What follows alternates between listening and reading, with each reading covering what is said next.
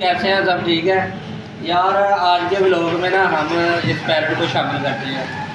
देखिए बहुत ही प्यारा है, बोलने वाला है। आज सर ना लाइट गई हुई है, बेचारा सुस्त है। ठीक है, ये देखो बहुत प्यारा परिंदा है। जो सिखाओगे तिलावत कुरान पाक भी सीख लेगा। ठीक है, तिलावत कुरान पाक भी सीख लेगा।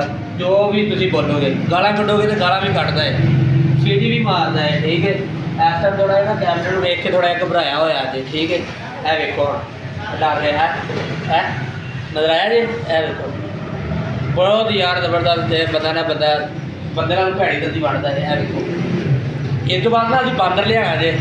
ठीक है, वो भी तुहानूं विखावांगे कि बांदर किस तरह हरकत करता है, किस तरह जुआं कढ़ता है। ठीक है, बांदर ओ यार देखो बहुत जबरदस्त यार। ये अज मैंने भी डराने की कोशिश कर रहे हैं।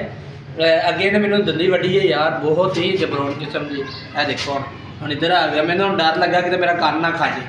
ठीक है, तो मेरे ख्याल में अज वास्ते इन्ना ही काफ़ी है। तो इंशाअल्लाह ताला कल या परसों तक ना असीं कोई फालतू बांदर लियाने पकड़ के, तो फिर वो तुहानूं विखावांगे। चल मेरा पुत्तर आ जा थल्ले, आ जा रुस गया लगता थोड़ा जा ना। कैमरे की तरफ देख के हाथ ला दो, कैमरे की तरफ देख के हाथ ला दो। ठीक है यार गाइस, फिर इंशाल्लाह नेक्स्ट आपको दिखाते हैं। नेक्स्ट व्लॉग में आपको बांदर दिखाएंगे इंशाल्लाह।